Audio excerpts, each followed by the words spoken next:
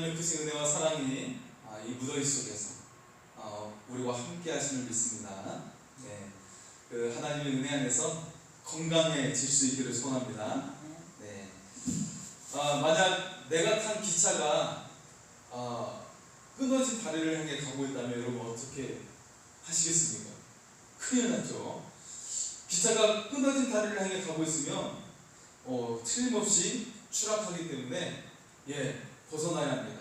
기차를 어떻게 해서든 멈추게 하든지 아니면 그렇게 할 수 없으면 뛰어내려야 목숨이라도 건질 수가 있겠죠. 네, 그렇습니다. 사람들 가운데 끊어진 다리를 향해 달려가는 그런 사람들이 있어요. 끊어진 다리를 향해 달려가는 그런 인생들이 있습니다. 어떻게 해야 됩니까?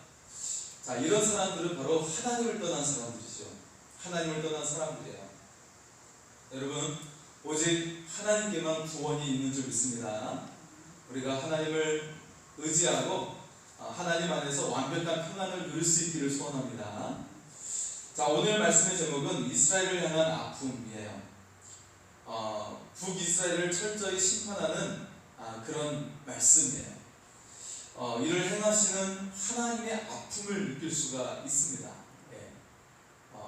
하나님께서 지었던 백성, 하나님께서 사랑을 베풀었던 백성이 우상을 섬기고 하나님 말씀을 듣지 않으니까 심판할 수밖에 없는 내용이죠. 얼마나 가슴이 아프겠어요. 네.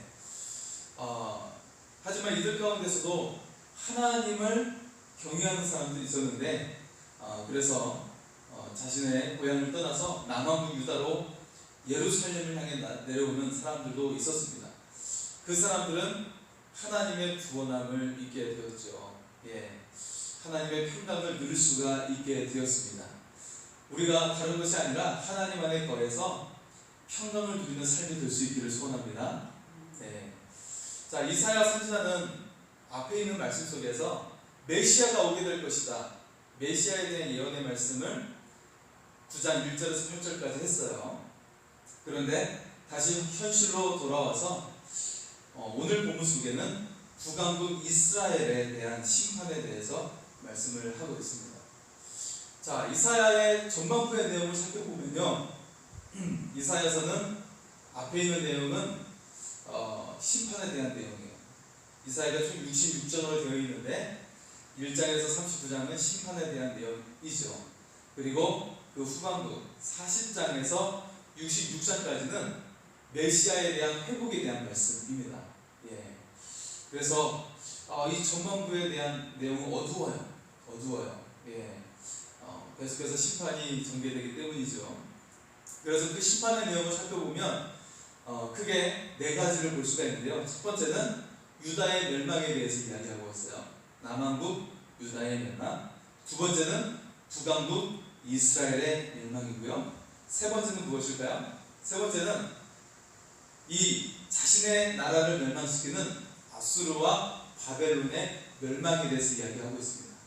그리고 네 번째는 이스라엘의 주변 국가들에 대한 멸망에 대해서 말씀을 하고 있어요. 그러니까요, 이사야 전반부의 내용을 보면 계속 멸망이죠. 자, 이것을 통해서 여러분 무엇을 느낄 수가 있습니까? 하나님께서 죄를 얼마나 싫어하는지를 느낄 수가 있어요. 하나님께서 죄를 싫어하는구나. 여러분, 죄 중에 죄가 무엇이죠? 나는 죄를 지은 적이 없는데요? 제가 무슨 죄를 지었다고 그래요? 생각할 수가 있겠죠? 죄 중에 죄가 무엇이에요? 창조주 하나님을 믿지 않는 거예요. 창조주 하나님을 믿지 않는 것이 죄 중에 죄입니다. 가장 큰 죄예요. 내가 다른 사람 사기치고 범죄하는 것보다 가장 큰 죄가 하나님을 믿지 않는 죄예요. 우리가 이것을 기억하고 하나님을 믿지 않는 죄에 대한 심각함을 우리가 기억할 수 있기를 소원합니다. 그런데 지금 우리나라의 젊은 세대들이 하나님을 믿지 않아요. 어린아이들이 하나님을 믿지 않아요. 굉장히 심각합니다. 이 나라가 부국해지고 강성해질 수 있는 이유가 어디에 있습니까? 다른 데 있지 않아요. 우리가 하나님을 잘 믿었기 때문에 있는 줄 믿습니다. 우리나라가 미국 다음으로 선교사를 많이 보내왔기 때문에 하나님께서 이 나라를 강하게 하시고 부한 나라로 만들어 주기로 했습니다. 그런데 이제 젊은 세대들이 하나님을 믿지 않는다는 거예요. 30대, 20대 다 하나님을 떠나가고 있어요. 우리가 이에 대해서 오늘 이사야 말씀을 통해 경종의 말씀을 우리가 심각하게 받아들일 수 있기를 소원합니다. 하나님이 아파하고 있어요. 내가 이렇게 진동 가운데 나왔던 이 나의 백성이 하나님을 믿지 않는 것에 대해서 애통해하고 있다는 것이에요. 오늘 하나님의 아픔, 이 아픔을 마음속에 새기면서 우리가 하나님께 향하는 회복의 은혜가 임하기를 소원합니다. 자, 그래서 오늘 말씀을 보면 사실 9장 8절에서부터 오늘 말씀이 시작이 되고 있죠. 9장 8절에 시작되는 이 말씀이 10장 4절까지 하나의 말씀으로 연결이 되고 있어요. 그것은 북왕국 이스라엘의 멸망입니다. 북왕국 이스라엘의 멸망이에요. 이스라엘 10지파죠. 그리고 남왕국은 이스라엘 2개의 지파죠. 유다 지파와 소수의 베냐민 지파같이 그렇게 섞여져 있는 거죠. 자, 그래서 이 북왕국 이스라엘에 대한 심판의 내용이 보면 네 부분으로 나눠져 있는 것을 볼 수가 있거든요. 9장 8절에서 10장 4절까지 네 부분으로 나눠져 있는데 그 한 부분의 내용이 끝날 때마다 어떤 말씀으로 끝나고 있냐면 계속 같은 말씀으로 반복이 되고 있어요. 12절 후반에 보면 그럴지라도 여호와의 진노가 돌아서지 아니하며 그의 손이 여전히 펴져 있으리라, 이렇게 말씀을 하고 있습니다. 이 말씀은 우리가 감히 아멘이라고 할 수 없어요. 왜냐하면 여호와의 손이 여전히 펴져 있으라, 이것은 우리에게 은혜를 베푼다는 손이 아니라 진노를 베풀겠다는 손이거든요. 굉장히 두려움의 손입니다. 하나님의 심판의 손이에요. 이 부분이 네 부분으로 내용이 나올 때마다 끝날 때마다 계속 이야기하고 있어요. 12절 후반, 그리고 17절, 21절, 10장 4절, 이렇게 네 부분으로 똑같이 이런 말씀으로 끝나고 있습니다. 자, 하나님의 아픔이죠. 이렇게 하나님께서 심판하시고 그렇게 채찍을 드신 이유가 어디에 있습니까? 그것은 썩어가는 다리가 있다면 이걸 그냥 놔두면 생명이 들어가요. 그렇기 때문에 어떻게 되죠? 잘라내야 돼요. 톱으로 잘라내야 돼요. 그래야 살 수가 있어요. 썩은 다리 가지고 있으면 죽게 되거든요. 폐혈증에 걸려서. 그러니까 잘라내야 돼요. 그래야 살 수가 있는 거예요. 아프죠, 하나님의 마음도. 여러분 얼마나 가슴이 아프겠습니까? 내 자녀의 다리를 잘라내야 되는데 얼마나 마음이 아프겠습니까? 하나님의 마음이 찢어지는 마음입니다. 여러분, 그 하나님의 마음이 찢어지는 마음이 되지 않도록 우리가 먼저 하나님께 들어가고 하나님 안에 거할 수 있기를 소원합니다. 하나님 우리를 너무나도 사랑하시는 거예요. 우리가 정말 좋은 것을 주시기를 원하시는 것이죠. 이처럼 하나님께서 우리가 회복되어지고 하나님의 은혜를 누리는 삶이 될 수 있도록 하나님께 돌아가는 시간이 되기를 소원합니다. 자, 오늘 말씀을 보면 오늘 말씀으로만 살펴보면 세 가지 내용이 등장합니다. 세 가지 내용이 등장해요. 그 중에 첫 번째 등장하는 것이 이스라엘의 교만입니다. 이스라엘 교만 때문에 심판하신다고 말씀을 하고 있어요. 자, 8절의 말씀을 보겠습니다. 8절입니다. 주께서 야곱에게 말씀을 보내시며 그것을 이스라엘에게 임하게 하셨은즉. 자, 여기서 야곱은 남왕국 유다를 가리키는 것이고요. 그리고 이스라엘은 북왕국 이스라엘을 가리키는 겁니다. 그래서 현재 이스라엘은 남유다에 포함해서 북왕국 이스라엘에 대해서 예언의 말씀을 하고 있다라는 내용을 말씀하고 있어요. 그래서 이스라엘이 남왕국 유다에 거하고 있는데 북왕국 이스라엘 향해 예언을 하고 있다, 그런 말씀입니다. 자, 9절의 말씀을 보겠습니다. 어떤 예언의 말씀이죠? 9절입니다. 모든 백성 곧 에브라임과 사마리아 주민이 알 것이거든 그들이 교만하고 완악한 마음으로 말하기를. 자, 에브라임은 북왕국 이스라엘의 가장 강력한 지파예요. 지도자들이 많이 나왔던 에브라임 지파, 북왕부 이스라엘 상징적인 지파이고요. 그리고 사마리아는 수도가 사마리아입니다. 북왕국의 수도가 사마리아죠. 그래서 이 북왕국 이스라엘이 하나님을 버리고 교만하고 완악하게 행했다라고 말씀하고 있어요. 자, 그들이 어떻게 교만하게 말하고 있는지를 10절에 이렇게 말씀하고 있죠. 벽돌이 무너졌으나 우리는 다듬은 돌로 쌓고 뽕나무들이 찢겼으나 우리는 백향목으로 그것을 대신하리라 하는도다. 네, 그렇게 말씀합니다. 자, 이들이 우상의 제단을 쌓았어요. 우상을 섬기는 건물을 지었는데요. 벽돌이 무너지고 뽕나무가 이제 이 재료는 좋지 않은 건축 재료인데, 자, 이들이 지은 이 건물이 무너지니까, 우상의 제단이 무너지니까 이제는 다듬은 돌과 백향목이라는 값비싼 재료로 다시 쌓겠다, 그렇게 말을 하고 있는 거예요. 그러니까 우리는 우상을 이 무너진 우상을 더 열심히 섬기겠다, 그러는 거예요. 자, 이 우상이 자신을 인생을 망치게 했고 자신의 나라를 넘어뜨렸어요. 그런데 오히려 이 무너진 우상의 제단을 더 견고하게 쌓겠다 말을 하고 있습니다. 여러분, 세상의 사람들이 쓰러지는 이유가 내가 좋아하는 우상 때문에 쓰러지는 것이죠. 돈에 대한 우상, 명예에 대한 우상, 내가 정말 잘나고 뽐내려고 하는 우상, 그런 것이 나를 쓰러뜨리게 되고 하나님께서 치시게 되는 동기가 되는 것이죠. 그런데 이것 때문에 내가 인생이 망치고 무너짐에도 불구하고 내가 이것을 더 굳건하게 붙잡겠다, 그렇게 말을 하는 것과 같은 거예요.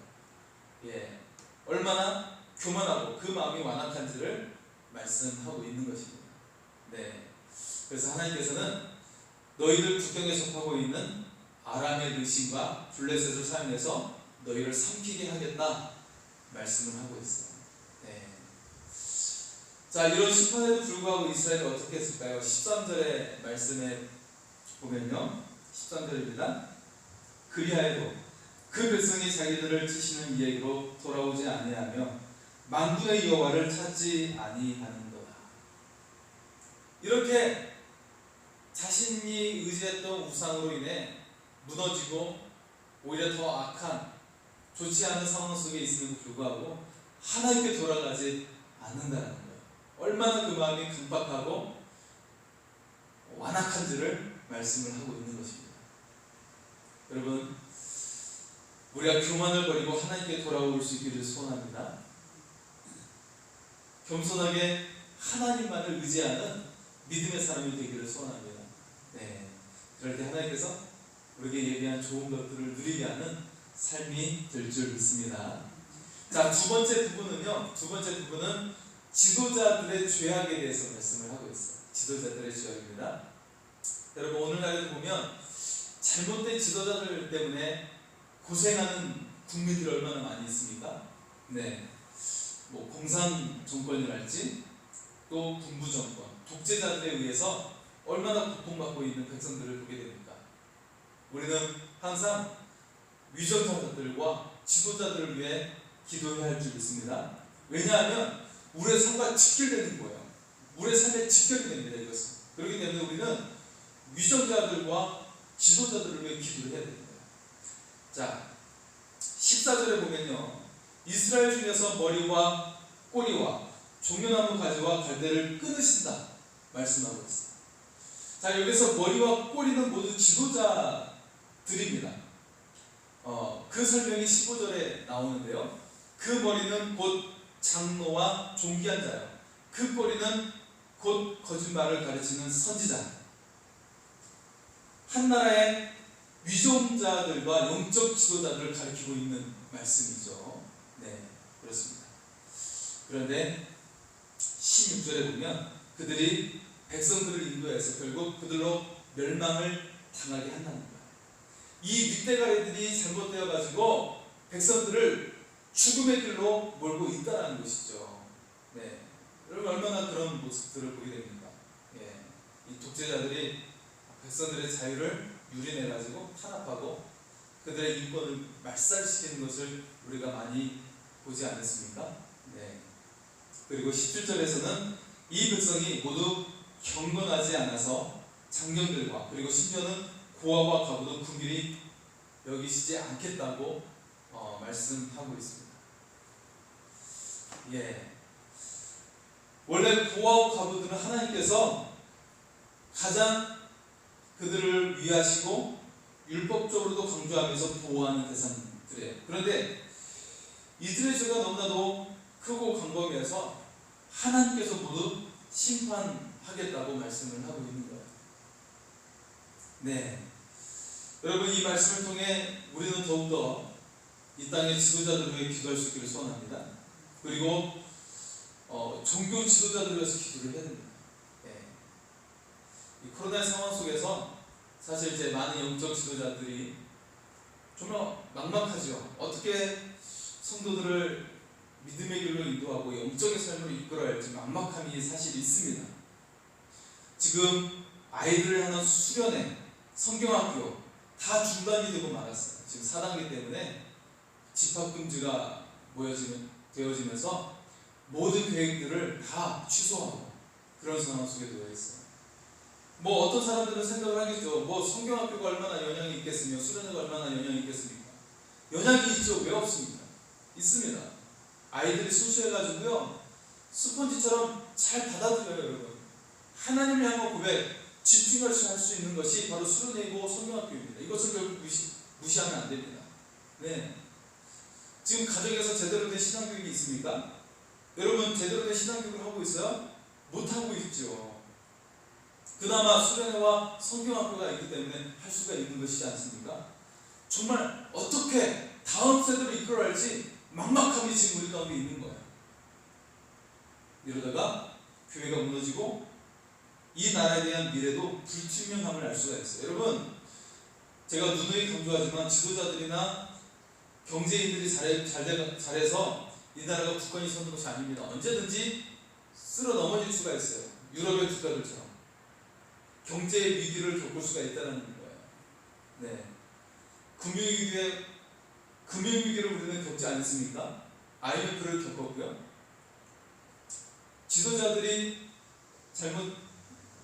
지도자들뿐만 아니라 하나님을 경외하지 않으면 언제든지 그 위기는 올 수가 있다는 것이죠. 그래서 여러분 우리가 정말 지도자들을 위해서 그리고 영적 지도자들을 위해서 기도를 해야 됩니다. 그래야 우리가 그 혜택을 누릴 수가 있는 거예요. 그래서 우리가 이 기도에 더욱더 열심히 기도하는 그런 마음을 가질 수 있기를 소원합니다. 자, 세 번째 보도록 하겠습니다. 세 번째는요, 분열과 다툼이에요. 우리의 분열과 다툼으로 심판이 임하게 되었다 말씀하고 있습니다. 여러분 만약 집안의 부부가 매일 싸우면 어떻게 될까요? 그 집이 절대 형통할 수가 없습니다. 그 집에 복이 절대 들어올 수가 없는 거예요. 자녀들도 잘못된 길로 가기 쉽습니다. 하지만 부부가 화목하면 어떻게 될까요? 복이 굴러 들어올 줄 믿습니다. 자녀들도 더 잘 될 확률이 훨씬 많게 됩니다. 더 잘 되는 은혜가 임하게 되는 것입니다. 여러분 음식을 먹어도 서로에게 더 맛있는 걸 주는 거예요. 아유 당신이 더 맛있는 거 먹어. 아니야 당신이 더 맛있는 거 먹어. 아니에요 부모님이 엄마 아빠가 더 좋은 거 드세요. 먼저 드세요. 아니야 너희들이 더 맛있는 거 더 많이 먹어. 서로 이렇게 하는 것이죠. 네, 제가 음식에 대해서 이야기해서 좀 그렇지만요. 어쨌든 그렇게 화목한 가정 속에서 사랑이 넘치는 이 가정에 하늘의 복이 더욱더 넘치도록 임하게 될 줄 믿습니다. 그런데 서로 다투고 싸우면요 절대로 하늘문이 열리지 않는 거예요. 하늘의 복이 임할 수가 없는 것입니다. 자, 오늘 이 말씀을 지금 성경에서 말씀하고 있어요. 자, 마지막 부분의 내용이 이런 것이죠. 18절과 19절의 내용 속에 보면 북이스라엘의 악행이 불타오는 것, 그리고 불에 살라 연기가 위로 올라간 같다고 말씀하고 있어요. 그리고 땅이 불타고 백성이 불에 섭과 같이 자기의 형체를 아끼지 않을 것이라고 말합니다. 불에 타서 없어지게 된다고 말씀하고 있어요. 소멸될 것이라고 말씀하고 있어요. 왜냐하면 그들이 연약해져서 이웃나라의 침략을 받아 없어지게 될 것이다 말씀하고 있네요. 왜 그랬을까요? 서로 그들이 다투고 있었다는 거예요. 자, 20절에도 무서운 말씀이 나오죠. 그들이 군중이 되어 각각 자기의 팔을 먹게 될 것이다. 그리고 21절에 보면 그것을 표현하고 있습니다. 예, 이 비유의 말씀을 설명하고 있죠. 자, 이런 말씀이죠. 21절에 므낫세는 에브라임은 므낫세를 치고 또 그들이 합해서 유다를 친다는 거예요. 여러분, 에브라임과 므낫세는 요셉의 두 아들이에요. 예, 그래서 두 개의 지파가 되죠. 이 형제 지파가 서로 친다라는 것이죠. 므낫세와 에브라임. 그리고 이 둘이 연합해가지고, 자, 이 므낫세와 에브라임은 북왕국 이스라엘의 대표적인 지파입니다. 대표적인 지파인데 이 둘이 연합해서 또 그 형제인 유다를 친다라는 것이죠. 네, 얼마나 비참한 현실입니까? 비참한 현실이죠. 여러분, 이처럼 같은 민족끼리, 같은 형제끼리 싸우면 어떤 일이 일어납니까? 결국 연약해져서, 스스로가 연약해져서 주변 나라에 의해서 파멸을 당하게 될 것이다. 오늘 말씀은 우리에게 말씀하고 있습니다. 여러분, 우리나라가 어땠습니까? 삼국시대도 있었고 분열했던 시대들이 있었죠. 하지만 한 나라가 되어 통일됐을 때는 나라가 강성해졌습니다. 지금 우리나라가 6.25 한국전쟁을 겪으면서 수십 년 동안 고통 가운데 머물렀죠. 정말 최빈국의 나라가 되었었어요. 그렇지 않습니까? 아주 가난한, 최고의 가난한 나라가 되었었어요. 그게 수십 년 세월이 이어졌고 우리 부모님 세대는 보릿고개를 지나야만 했죠. 가난의 세월을 얼마나 오랫동안 지냈는지 모릅니다. 지금 이렇게 살 수 있는 기간이 불과 몇 년 되지 않는 거예요. 네. 불과 몇 년 되지 않는 것입니다. 분단의 아픔은 성장을 막는 고통을 우리에게 주었어요. 성장할 수 있는 기회를 막았죠. 하나님을 버린 이스라엘이 서로 싸우는 비극에 대해서 우리에게 말씀을 하면서 또 그들이 결국 멸망을 당할 수밖에 없게 되었음을 말씀하고 있습니다. 자, 오늘 세 부분에 걸쳐서 이스라엘의 멸망에 대해서 말씀을 하고 있어요. 그 내용이 끝날 때마다 같은 말씀이 반복되었죠. 그럴지라도 여호와의 진노가 돌아서지 아니하며 그의 손이 여전히 펴져 있으리라. 그들이 회개하지 않고 계속해서 죄를 짓고 있자 하나님께서는 지금 진노 중에도 그 진노가 사그러지지 않는 거예요. 그러면서 또 다른 진노를 준비하시는 하나님을 보여주고 있습니다. 여러분, 하나님 없으면 잘 살 수 있다고요? 하나님은 또 다른 진노를 준비하고 계신다는 거예요. 이만큼 하나님을 떠나는 것이 얼마나 저주인지를 하나님은 우리에게 말씀하고 있어요. 한 가지 이야기를 하고 말씀을 마치겠습니다. 프랑스의 정치인 샤른이라는 사람이 있었는데요. 그가 나폴레옹에게 오르막을 하다가 그만 감옥에 갇히게 됩니다. 그때 독재 정권을 폈던 나폴레옹, 그의 한 말에 감옥에 갇히면 평생 갇히게 되는 상황이죠.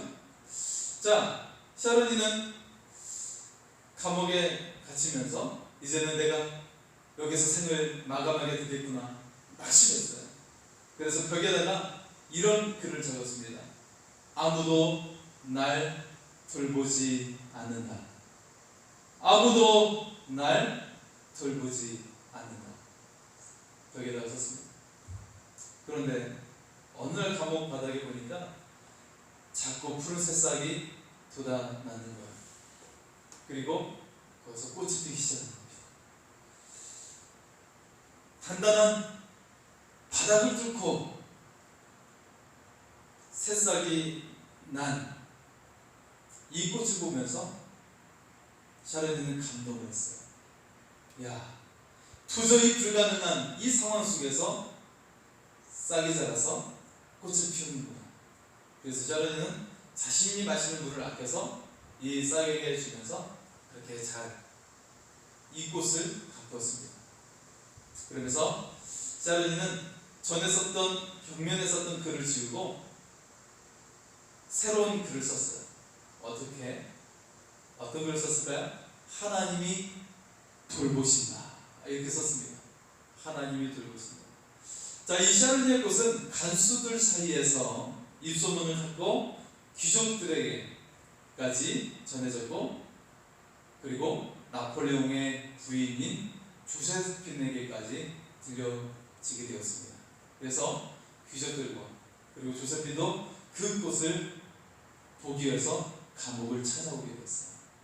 그러면서 조세핀이 남편 나폴레옹에게 말하는 거예요.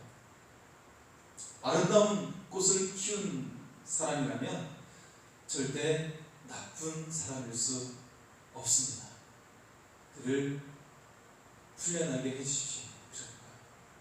나폴레옹이 그 말을 듣고 기적처럼 샤르니가 석방되었습니다. 샤르니는 석방되면서 이 꽃을 가져와서 평생 기르면서 하나님의 은혜를 늘 기억하며 살았다는 것입니다. 여러분, 지금 코로나 상황에서 어렵지 않습니까? 또 기후위기 속에, 무더위 속에서 힘들지 않습니까? 어떻게 보면 우리의 삶에 소망이 없어 보이는 그런 모습을 볼 수가 있어요. 우리는 불볕이기 때문에 힘들어하지만 또 옆에 있는 나라는 중국에서도 태풍이 몰아치고 일본에서도 태풍이 가까이 오고 있죠. 그래서 폭우가 쏟아져 가지고 인명피해를 발생하는 것도 있고, 지구촌 반대쪽에서는 어떻습니까? 지구촌 반대쪽에서도 기후위기 속에서 엄청난 재앙들이 벌어지는 현상을 볼 수가 있습니다. 어떻게 보면 우리 시대가 마지막이 아닐까 하는 그런 두려움이 우리 속에 자리 잡을 수가 있죠. 코로나로 인해 답답함, 또 염려와 위기 속에 우리가 살아가고 있어요. 여러분, 이런 모든 상황 속에서 우리가 이 돌바닥을 뚫고 솟아나는 새싹처럼 우리가 믿음을 가지고 하나님을 의지하며 나갈 때 새로운 희망의 미래가 열리게 될 줄 믿습니다. 하나님은 이 죽어가는 땅에서도 새로운 생명을 싹 틔우시고 우리의 인생에 꽃과 같은 아름다운 향기를 바라는 인생으로 만들어 주실 줄 믿습니다. 여러분, 오늘 말씀은 하나님께 돌아오기를 소원하는 하나님의 마음을 우리에게 보여주고 있는 말씀이에요. 나에게 돌아오라. 나에게 돌아오라. 우리가 하나님의 그 마음을 알아서 우리가 하나님의 그 품 안에 안기면서 하나님께서 우리에게 예비하신 아름다운 것들을 누리며 살아가는 인생이 될 수 있기를 소원합니다.